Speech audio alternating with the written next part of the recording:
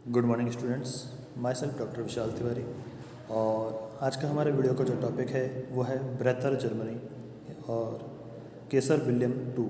जो उनके राजा थे उस टाइम जर्मनी के, वो थे केसर विलियम टू द्वितीय। ठीक है, तो उन्होंने किस तरह से जर्मनी को आगे बढ़ाया एकीकरण के बाद में। ठीक है, बिस्मार्क की नीतियों के बाद में फिर जर्मनी किस तरह से आगे बढ़ा था और उसमें केसर विलियम द्वितीय का क्या योगदान रहा था और उन्होंने किस किस जगह पे इनको बढ़ाया आगे, वो सारा कुछ हम लोग इस वीडियो के अंदर देखेंगे। उन्होंने कौन कौन सी नीतियाँ करी और ख़ास तौर से उनकी जो विदेश नीति है वो काफ़ी प्रसिद्ध रही है। ठीक है, तो इस वीडियो में हम लोग अभी स्टार्ट करते हैं ब्रेथर जर्मनी को। उससे पहले सबसे पहले हम लोग इसमें देखेंगे उसकी ऐतिहासिक पृष्ठभूमि क्या रही है और जर्मनी बनने के बाद और इस काल के अंदर क्या क्या घटना हुई हैं, वो सारी चीज़ हम लोग इसमें देखते हैं। और केसर विलियम से पहले कौन शासन कर रहे थे और उन्होंने क्या काम करा और इस केसर विलियम द्वितीय ने क्या करा, वो सब हम इसमें देखते हैं। तो बात करते हैं हम लोग पृष्ठभूमि की।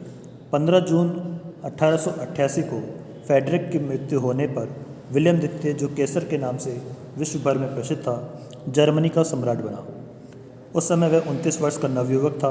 वह कुशाग्र बुद्धि एवं बहुमुखी रुचियों वाला व्यक्ति था, किंतु उसके चरित्र में स्थिरता का अभाव पूर्णतया था। इसलिए उसकी नीति एवं कार्यों में तारतम्य स्थापित नहीं हो सका। उसने राजा के दैवीय अधिकार में अधिक विश्वास था, इसलिए सिंहासन पर बैठते ही उसने कहा था, सम्राट की इच्छा राज्य का सर्वोपरि नियम है। उसने अपने राज्यारोहण के समय कहा था कि वह समुद्री सेना को स्थल सेना के समान ही महत्वपूर्ण मानता है तथा उसके विकास के लिए यथासंभव प्रयत्न करेगा। वह जर्मनी को विश्व की महान शक्तियों में से एक बनाना चाहता था। नवयुवक सम्राट और वृद्ध बिस्मार्क के बीच मतभेद उत्पन्न होने के कारण मार्च 1890 में बिस्मार्क ने त्यागपत्र दे दिया। इसके बाद सम्राट विलियम द्वितीय ने संपूर्ण शासन सूत्र अपने हाथ में ले लिए। अपनी अनुभवहीनता एवं अपरिपक्वता के बावजूद उसे अपनी योग्यता पर पूर्ण विश्वास था, जो उसके इस कथन से स्पष्ट होता है, इस देश में एक ही स्वामी है और वह मैं हूँ। मैं अपने समकक्ष किसी दूसरे को सहन नहीं कर सकता। बिस्मार्क के पतन के पश्चात जर्मनी में 4 चांसलर हुए हैं। पहला केपरवी 1890 से 1894, दूसरा फिर होहेनलो 1894 से 1900 ईस्वी, और फिर तीसरा है वान बोलो 1900 से 1909 तथा चौथा है बेथ मैन हॉलवेग 1909 से 1917। सम्राट स्वयं को शासन की शक्ति का स्रोत मानता था, अतः चांसलर की शक्ति और अधिकारों में कमी आ गई। कई विषयों पर सम्राट अपने चांसलर से परामर्श करना भी आवश्यक नहीं समझता था। ऐसी स्थिति में साम्राज्य की नीति का संचालक स्वयं सम्राट हो गया तथा अब वही साम्राज्यिक भाग्य विधाता भी था। अब इसमें हम देखते हैं उनका व्यावसायिक विकास। विलियम प्रथम के शासनकाल में ही जर्मनी का व्यावसायिक विकास हो चुका था, किंतु विलियम द्वितीय के काल में जर्मनी का व्यावसायिक विकास अपनी चरम सीमा पर पहुंच गया। फ्रैंकफर्ट की संधि के अनुसार जर्मनी को फ्रांस से पर्याप्त धन तथा कोयले और लोहे के प्रचुर भंडार एसेल्स और सारेन के प्रदेश प्राप्त हुए थे। इन साधनों से जर्मनी को अपना औद्योगिक विकास करने का अवसर मिल गया। औद्योगिक विकास के लिए लोहे और कोयले आवश्यक माने जाते हैं। लॉरेन में लोहे का पर्याप्त भंडार था, जिससे जर्मनी का लोह उद्योग इंग्लैंड से भी उन्नत हो गया तथा अमेरिका की बराबरी करने लगा। रूर, साइलेशिया और सार में कोयले के खानों का विस्तार किया गया। इससे 1914 में कोयले के उत्पादन में जर्मनी का विश्व में तीसरा स्थान हो गया। विलियम द्वितीय ने बिस्मार्क की संरक्षण की नीति को जारी रखा, जिससे जर्मनी के औद्योगिक विकास के साथ साथ उसके विदेशी व्यापार में अत्यधिक वृद्धि हो गई। 1890 से 1914 के बीच जर्मनी का निर्यात व्यापार लगभग 3 गुना बढ़ गया। जहाज, अस्त्र शस्त्र तथा विभिन्न प्रकार की मशीनों का जर्मनी में बड़ी तेजी से निर्माण होने लगा। वैज्ञानिक तरीकों से कृषि के उत्पादन को बढ़ाने का प्रयत्न किया गया। इससे जर्मनी विश्व का एक प्रमुख औद्योगिक देश बन गया। रेलों तथा सड़कों का विकास किया गया तथा अनेक नवीन बंदरगाहों का निर्माण किया गया। उनमें देश विदेश के जहाज़ों का आवागमन बहुत अधिक बढ़ गया। 1871 से 1914 के बीच की जनसंख्या पहले से 1.5 गुना बढ़ गई तथा उसका विदेशी व्यापार 500 गुना बढ़ गया। तो इस तरह से व्यावसायिक विकास में काफ़ी सफल रहा केसर विलियम द्वितीय। फिर है समाजवाद का विकास। व्यावसायिक विकास के साथ साथ जर्मनी में समाजवाद के प्रभाव में भी वृद्धि हुई। बिस्मार्क समाजवाद का विरोधी था, अतः उसने समाजवाद का प्रभाव कम करने के लिए राज्य समाजवाद का सहारा लिया था तथा समाजवादियों का दमन करने का प्रयास किया। किंतु विलियम द्वितीय ने समाजवादियों के साथ उदारता का व्यवहार किया तथा 1890 में उसने समाजवाद विरोधी कानूनों की पुनरावृत्ति नहीं की। परिणाम स्वरूप समाजवादियों को पुनः संगठित होने तथा अपने कार्यक्रम के विस्तार करने का अवसर मिल गया। उनका राष्ट्रीय समस्याओं के संबंध में व्यवहारिक दृष्टिकोण था, अतः उन्होंने पर्याप्त लोकप्रियता अर्जित कर ली। उन्होंने समाज की निरंकुशता का भी विरोध किया। इससे विलियम द्वितीय घबरा गया। 1891 में उसने एक सभा में भाषण देते हुए कहा, यदि समाजवादियों का आंदोलन इसी प्रकार प्रगति करता रहा तो मुझे उन पर गोली चलाने का आदेश देना पड़ेगा तथा सैनिकों का उसका पालन करना होगा। उसके इस भाषण की तीव्र प्रतिक्रिया हुई तथा निर्वाचन में समाजवादियों को अधिकाधिक स्थान प्राप्त होने लगे। उनकी शक्ति में बहुत वृद्धि हुई तथा वे स्वेच्छाचारी शासन के स्थान पर जनतंत्रात्मक शासन करने की मांग करने लगे। विलियम द्वितीय ने 1894 के बाद समाजवाद के प्रभाव को रोकने का प्रयत्न किया, किंतु समाजवादियों के विरुद्ध दमनकारी कानून पास कराने में वह सफल नहीं हो सका। समाजवादियों की शक्ति में उत्तरोत्तर वृद्धि होती गई। 1914 में विश्व युद्ध आरंभ हो जाने से समाजवाद और शासन का संघर्ष टल गया। जर्मन सेना का विस्तार। विलियम द्वितीय एक बहुत बड़ा सैनिकवादी था। वह जानता था कि जर्मनी की उन्नति का आधार उसकी सैन्य शक्ति है तथा सैन्य शक्ति के आधार पर ही जर्मनी को महान राष्ट्र बनाया जा सकता है। अतः उसने प्रारंभ से ही सैनिक शक्ति की वृद्धि में विशेष रुचि प्रदर्शित की। सिंहासन प्राप्त करने पर उसने अपना प्रथम भाषण भी सेना के सामने दिया था और उसका गौरव बनाए रखने का दृढ़ निश्चय व्यक्त किया था। क्रिपेवी के चांसलर होते ही शक्तिशाली सेना में 18,000 की वृद्धि का प्रस्ताव रखा। 13 नवंबर 1892 को उसने 70,000 की वृद्धि का प्रस्ताव रखा। इससे जर्मन सेना की संख्या 4,89,000 हो गई। 77,000 पदाधिकारी इससे अलग थे। 1902 में सेना की संख्या बढ़ाकर 4,95,500 कर दी गई तथा 1910 तक सेना की संख्या में 10,000 सैनिकों की और वृद्धि की भी व्यवस्था कर दी गई। 1911 में सेना अधिनियम का नवीनीकरण किया गया तथा जर्मनी में अस्त्र शस्त्रों का उत्पादन भी बढ़ाया गया। 1913 में जर्मन के सेनाध्यक्षों ने सेना में पुनः 3 कोर बढ़ाने का कानून पास करवाया। इससे शांति काल में जर्मन सेना की संख्या 8 लाख के लगभग पहुंच गई। 1914 में जर्मन सेना की संख्या 8,50,000 थी तथा 5 लाख ऐसे व्यक्ति थे जो सैनिक प्रशिक्षण प्राप्त कर चुके थे और युद्ध के समय उनका उपयोग किया जा सकता था। फिर है जल सेना का विस्तार। बिस्मार्क ने जर्मनी की जल सेना के विकास के लिए और अधिक ध्यान नहीं दिया था, क्योंकि वह जल सेना का विस्तार करके इंग्लैंड से शत्रुता मोल लेना नहीं चाहता था। किंतु विलियम द्वितीय को बाल्यकाल से ही नौसैनिक शक्ति में बड़ी रुचि थी। वह भली भांति जानता था कि जर्मनी के औद्योगिक विकास एवं विदेशी व्यापार तथा औपनिवेशिक साम्राज्य की रक्षा के लिए शक्तिशाली नौसेना अत्यंत आवश्यक है।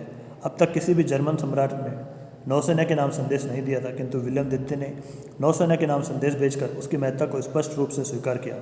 उसने जर्मन नौसेना अध्यक्ष टर्पित्स को प्रोत्साहित किया तथा 1897 के लगभग टर्पित्स को नौसेना का मंत्री नियुक्त किया। टर्पित्स ने 1898 में प्रथम नौसेना अधिनियम पारित करवाया, जिसके अनुसार 12 जंगी जहाज, 8 सशस्त्र युद्धपोत, 10 बड़े क्रूजर आदि बनाने का प्रावधान किया गया। जर्मनी के लोगों को नौसेना के महत्व से परिचित कराने के लिए एक नेवी लीग की स्थापना की। 28 सितंबर 1898 को डेंजिंग में भाषण देते हुए विलियम द्वितीय ने कहा था, हमारा भविष्य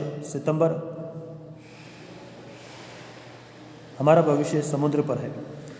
1900 में टर्पित्स ने द्वितीय नौसेना अधिनियम पारित करवाया, जिसके अनुसार 16 वर्षों में 34 जंगी जहाज एवं अन्य युद्धपोत बनाने का प्रावधान किया गया।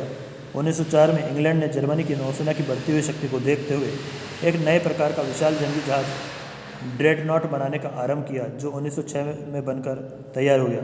तत्पश्चात टर्पित्स ने भी नौसेना के विस्तार की एक नई योजना की स्वीकृति ले ली, जिसके अनुसार ड्रेडनॉट बनाने 6 बड़े क्रूज़र बनाने तथा कील नहर को बड़े जहाज़ों के आवागमन के लिए चौड़ा करने का निर्णय लिया गया।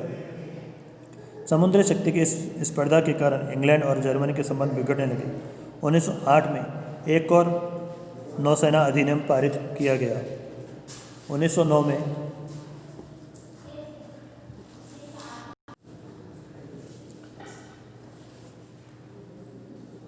में जहाज़ों के निर्माण की गति बढ़ा दी गई।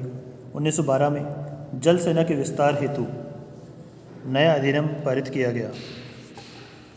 इस प्रकार 1912-1913 तक जर्मनी ने अपनी नौसेना में इतनी अधिक वृद्धि कर ली कि इंग्लैंड की सुरक्षा एवं नौसैनिक शक्ति को भय उत्पन्न हो गया। फिर है औपनिवेशिक विस्तार। विलियम द्वितीय औद्योगिक विकास के लिए औपनिवेशिक विस्तार करना आवश्यक समझता था, अतः जर्मनी ने 1894 के बाद एशिया, अफ्रीका तथा अन्य क्षेत्रों में उपनिवेश स्थापना हेतु प्रयत्न किए। जर्मनी की इस नई नीति का परिचय दक्षिण अफ्रीका में बोअर युद्ध के समय मिला। 1894-95 में ट्रांसवाल में रहने वाली बोअर जाति पर ब्रिटिश अधिकारी जैनसन ने आक्रमण कर दिया। जर्मनी ने इस आक्रमण का विरोध किया। इस आक्रमण में जैनसन असफल रहा। 1896 में विलियम द्वितीय ने बोअर नेता क्रूगर को उसकी सफलता पर बधाई का तार भेजा, जिससे जर्मनी और इंग्लैंड के संबंध बिगड़ गए। वास्तव में विलियम द्वितीय उस क्षेत्र में जर्मनी का प्रभाव स्थापित करना चाहता था, किंतु अपने चांसलर और विदेश मंत्री के समझाने के कारण उसे रुकना पड़ा। तत्पश्चात उसने चीन की निर्बलता का लाभ उठाकर कियाओ चाओ नामक बंदरगाह पर अधिकार करने की योजना बनाई। 1897 में शांटुंग प्रांत में 2 जर्मन पादरियों की हत्या कर दी गई। इस पर जर्मनी ने अपने युद्धपोत भेजकर कियाओ चाओ पर अधिकार कर लिया। रूस ने इसका विरोध किया, किंतु जर्मनी ने इसकी परवाह नहीं की। इस प्रकार जर्मनी को न केवल एक बंदरगाह प्राप्त हुआ, बल्कि चीन साम्राज्य में अपना आर्थिक प्रभाव स्थापित करने का अवसर मिल गया। सुदूर पूर्व में सफलता मिलने से सम्राट की महत्वाकांक्षा बढ़ने लगी और 1898 में उसने स्पेन और अमेरिका के युद्ध का लाभ उठाते हुए फिलिपाइन द्वीप समूह पर अधिकार जमाने का प्रयत्न किया, किंतु अमेरिका के विरोध के कारण उसे सफलता नहीं मिली। तत्पश्चात उसने स्पेन से कैरोलाइन, पालो तथा मेरियान्स के द्वीप खरीद लिए। इस प्रकार प्रथम विश्व युद्ध के पूर्व तक जर्मनी ने एक अच्छा सा औपनिवेशिक साम्राज्य स्थापित कर लिया। इस औपनिवेशिक विस्तार की नीति के कारण जर्मनी को यूरोपीय शक्तियों से शत्रुता मोल लेनी पड़ी, जिसका परिणाम बड़ा भयानक निकला। केसर विलियम द्वितीय की विदेश नीति। बिस्मार्क के पतन के बाद जर्मनी की विदेश नीति में मूलभूत परिवर्तन हुआ। विदेश नीति के संबंध में बिस्मार्क और विलियम द्वितीय के दृष्टिकोण में बड़ा अंतर था। बिस्मार्क ने जर्मनी को एक संतुष्ट राष्ट्र घोषित किया, कूटनीतिक संधियों द्वारा जर्मनी को सुरक्षा प्रदान कर फ्रांस को मित्रहीन बनाया तथा यूरोप में जर्मनी की प्रधानता स्थापित की। किंतु विलियम द्वितीय ने जर्मनी की शक्ति एवं प्रभाव के विस्तार की आकांक्षा थी। वह जर्मनी को विश्व राजनीति के क्षेत्र में लाना चाहता था तथा जर्मनी के शासन तंत्र तथा विदेश नीति के क्षेत्र में अपने आप को सर्वोपरि बनाना चाहता था। 19वीं शताब्दी के अंत में जर्मनी की अभूतपूर्व प्रगति के आधार पर सम्राट विलियम द्वितीय यह दावा करता था कि जर्मनी का विश्व शक्तियों में स्थान होना चाहिए तथा अंतर्राष्ट्रीय मामलों में कोई भी महत्वपूर्ण कदम जर्मनी के सहयोग के बिना नहीं उठाया जाना चाहिए। इस प्रकार जर्मनी की राजनीति बिस्मार्क की महाद्वीपीय नीति के स्थान पर विश्व राजनीति बन गई। इस विषय में प्रोफेसर टेलर ने लिखा है, 1897 की नवीन महत्वपूर्ण घटना यह थी कि जर्मनी विश्व राजनीति की ओर अग्रसर हुआ। उसकी महत्वाकांक्षाओं ने बिस्मार्क द्वारा निर्धारित सीमाओं को तोड़ दिया। अधिकांश जर्मन लोगों को जर्मनी की असीम शक्ति की चेतना थी, अतः वह निर्बाध रूप से विश्व नीति अपनाने के पक्ष में थे। उनमें से कुछ लोगों को विश्वास था कि अन्य राज्य और विशेष रूप से रूस और ब्रिटेन पारस्परिक प्रतिद्वंद्विता के कारण जर्मनी के विरुद्ध संगठित नहीं हो सकेंगे और जर्मनी उनके बीच में विभाजक बना रहेगा। विश्व राजनीति को कार्यान्वित करने के लिए सर्वप्रथम सम्राट ने नौसेना के विस्तार का कार्यक्रम बनाया। तत्पश्चात पूर्वी भूमध्य सागर में अपना प्रभाव स्थापित करने के उद्देश्य से तुर्की से मित्रता करके पूर्व की ओर बढ़ने की नीति अपनाई। इसके अतिरिक्त औपनिवेशिक क्षेत्र में जर्मनी का प्रभाव बढ़ाने की चेष्टा की, किंतु इस नीति के परिणाम जर्मनी के लिए हानिप्रद सिद्ध हुए। नौसेना की वृद्धि से जर्मनी और इंग्लैंड के बीच तनावपूर्ण स्थिति उत्पन्न हो गई। जब उसने तुर्की में अपने प्रभाव का विस्तार करना चाहा तो रूस और इंग्लैंड दोनों जर्मनी से अप्रसन्न हो गए औपनिवेशिक विस्तार की आकांक्षा के कारण फ्रांस और इंग्लैंड से उसके संबंध बिगड़ गए। जर्मनी की इन नीतियों के परिणाम स्वरूप रूस, फ्रांस और ब्रिटेन सम्मिलित होकर संयुक्त रूप से जर्मनी का सामना करने को कटिबद्ध हो गए। तो इस तरह से हम लोगों ने इस वीडियो में कैसर विलियम द्वितीय ने क्या क्या कदम उठाए थे और उसकी विदेश नीति किस तरह से रही, उसके ऊपर हम लोग अभी और चर्चा करेंगे नेक्स्ट वीडियो में। लेकिन जिस तरह से उसने अपनी जल सेना का विस्तार किया और काफ़ी उसको शक्तिशाली बनाया, साथ ही सेना को भी काफ़ी शक्तिशाली बनाने के लिए कार्यक्रम किया उसने, और औपनिवेशिक विस्तार करा अपना, प्लस व्यावसायिक विस्तार भी काफ़ी करा, और साथ ही साथ उस जर्मनी में समाजवाद का विकास भी हो रहा था। तो इन सब के चलते जो उसने अपनी विदेशी नीति अपनाई और उसको किस तरह से क्रियान्वित करा, उसके क्या क्या परिणाम निकले, वो हम लोग नेक्स्ट वीडियो में देखेंगे। ठीक है।